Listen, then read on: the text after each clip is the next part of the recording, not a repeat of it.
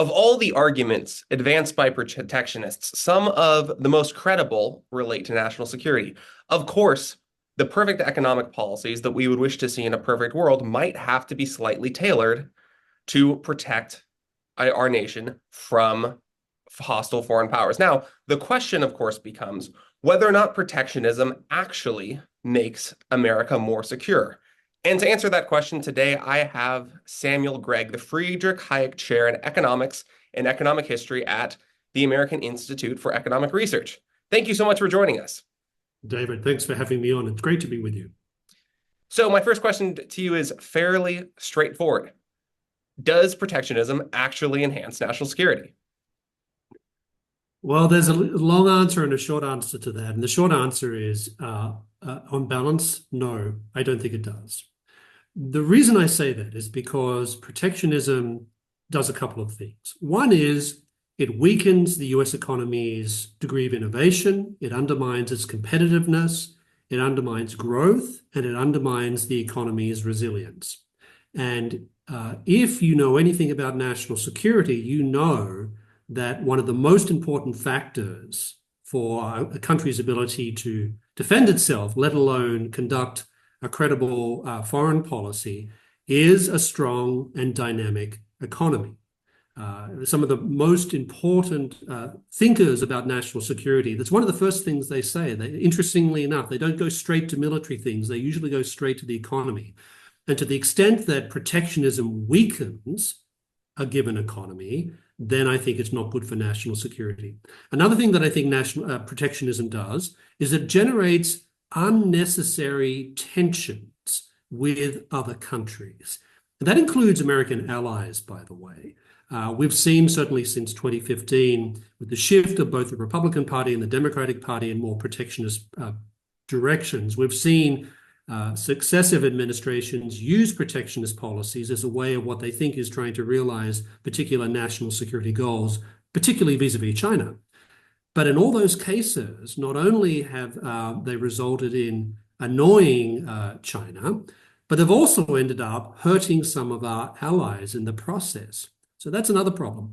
The third thing I think is that protectionism, when you start to read trade policy as a whole through the lens of national security, what we see happen is that everything becomes a matter of national security.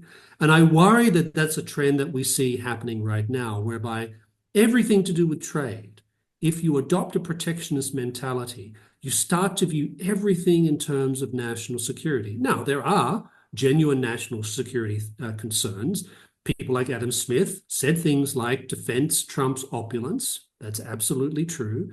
But it's also the case that national security has a very specific meaning. And I think that when you get into the game of protectionism, there's a great temptation to dilute the meaning of national security in a way that national security becomes everything, which means national security becomes nothing.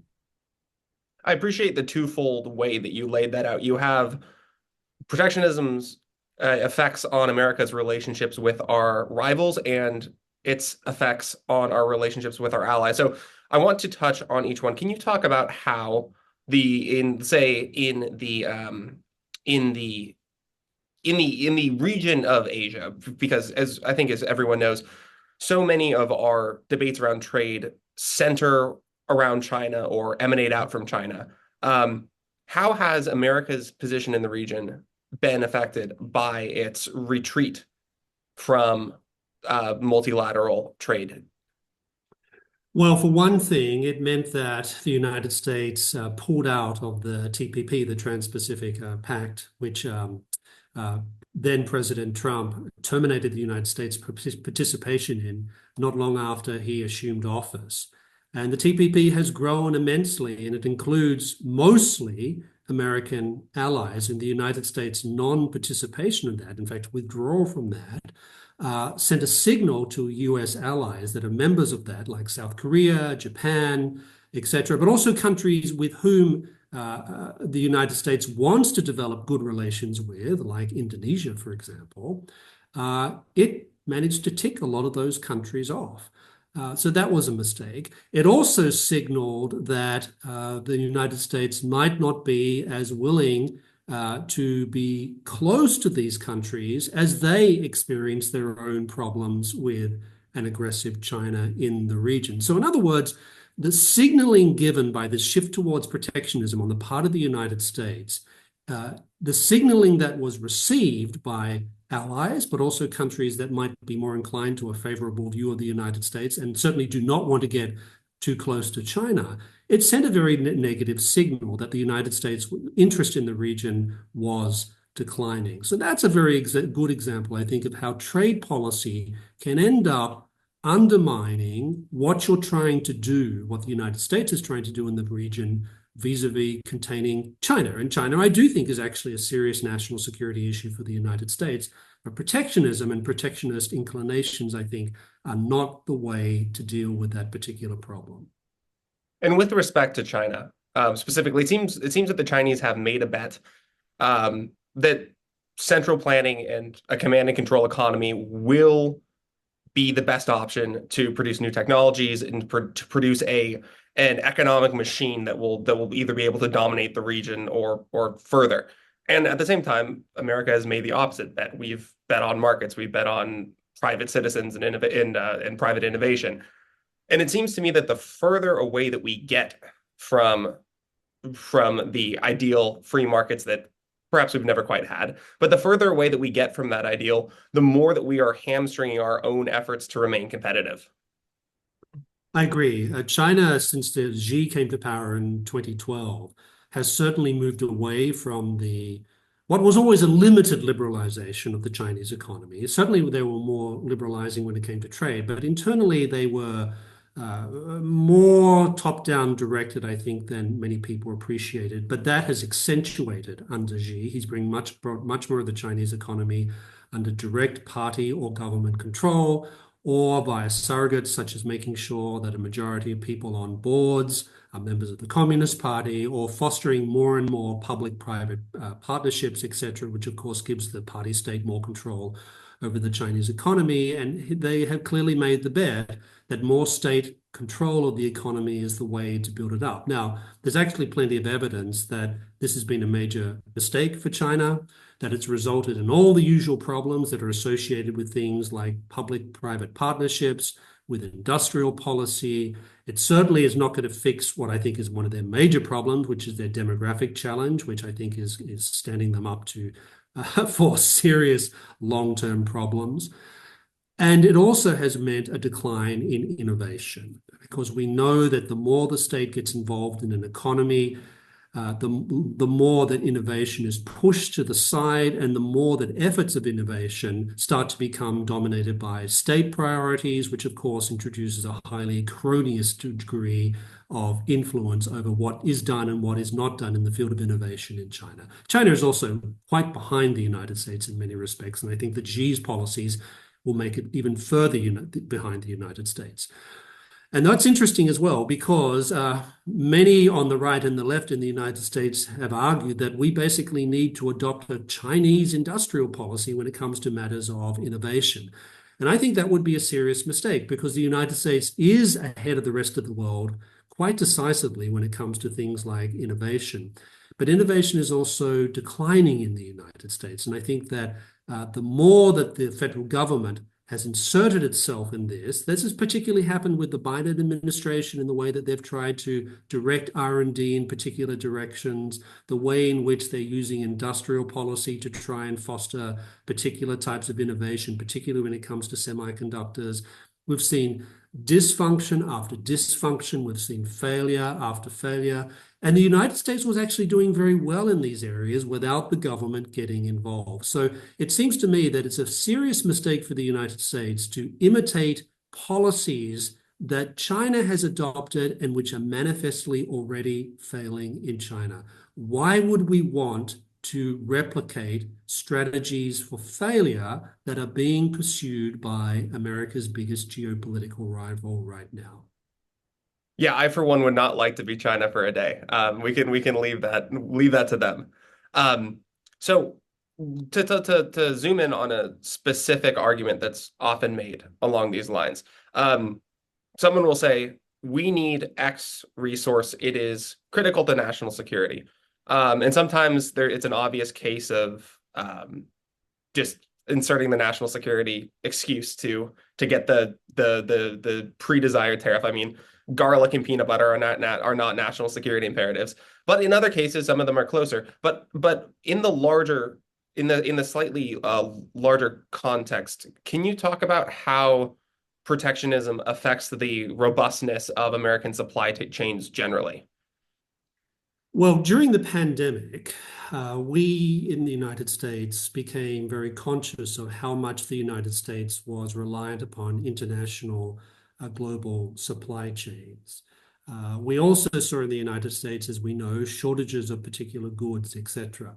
And many people were inclined to say, well, this is what happens when you engage in free trade. You develop these very sensitive, very delicate supply chains, which are prone to break down during periods of crises. Well, the first thing to note is that most of the time we're not in a situation of dire crises. And so to act as if that is normal, that we're always going to be in a state of serious crisis, I think is a strategic problem. It's also a fundamental misreading of how you want the economy to be operating in the United States. If you are constantly in a sort of what I call a national security crouch, I'm pretty sure that's going to mean a lot less economic growth, a lot less innovation, and the result will be a lot less competition within the United States and America's ability to compete with other countries. So that's the first thing. The second thing is that we discovered also that supply chain difficulties often had far less to do with global supply chains and much more to do with regulations domestically and the restrictions that have been put by the federal government on particular parts of the American economy in terms of its ability to produce particular goods and services. The classic example is baby formula. So there was a lot of upset when baby formula shortages started to develop in the United States, and many people blamed this upon international supply chains. It turns out that it had nothing to do with international supply chains. It had to do with the fact that the number of companies that are allowed to produce this in the United States is extremely low. It's also the case that the health and safety regulations applying to these things were so strict that even European companies, which are hardly examples of happy-go-lucky people who flout the rules and don't particularly care about safety and health matters, even they were unable to export things to the United States because of domestic regulations, domestic policies that limited the supply of baby formula within the United States. So what was revealed by COVID and the subsequent shortages was just how much our domestic capacity was inhibited by government policies that had nothing to do with trade and had more to do with the fact that certain supplies of goods were just simply restricted on ostensibly health and safety grounds. But nonetheless, these shortages manifested themselves and they had nothing to do with supply chains. The other thing is that when international supply chains become fragile, it's usually the case that domestic supply chains become fragile. So the notion that somehow pulling out or withdrawing from international supply chains will automatically solve domestic supply chain problems is a false one. There's been very good research done on this showing that when these things happen at an international level, they tend to happen at a domestic level as well. So trying to fix this by somehow limiting or our reliance upon international supply chains will not fix the domestic supply chain problems that were revealed by things like COVID. There seems to be an assumption that if we could only cut off some foreign source of some or of whatever good, that immediately we would get domestic capacity, or within a very short time horizon, we'd get the exact same domestic capacity, and there would be no opportunity costs. There wouldn't be workers who would be pulled away from other industries. We wouldn't have to reallocate money that could pay for capital in other industries.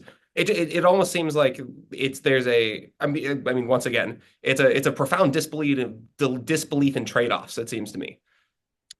Yes, and this becomes very apparent when you have people saying things like, "Why can't we just bring something on in country? Why can't we have a domestic supply of X or Y?" And national security is usually invoked as a particular reason for something like that, right?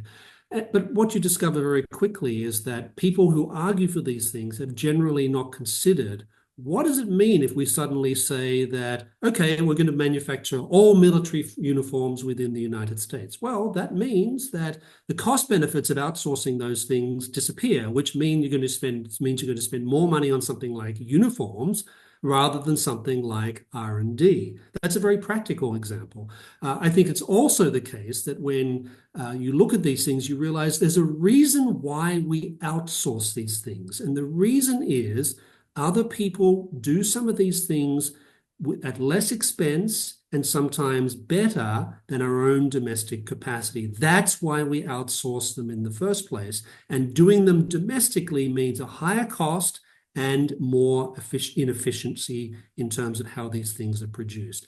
So those are the trade-offs. I think that it's the classic Bastiat thing, seen and unseen. And I think those are the trade-offs that a lot of people who are talking about the need to reshore certain things in the name of national security have not thought about. And the cost for economic growth, which I think is the number one thing that we should be thinking about when it comes to the economy and national security, insofar as it relates to trade, the costs of these things go up considerably. And I think not enough people arguing for insourcing these things have thought about that and the negative implications that that can have for national security. I could not agree more. Samuel Gregg, thank you so much for joining us. This has been an absolute pleasure, and I look forward to reading your research going forward. Thank you, David. Great to be with you.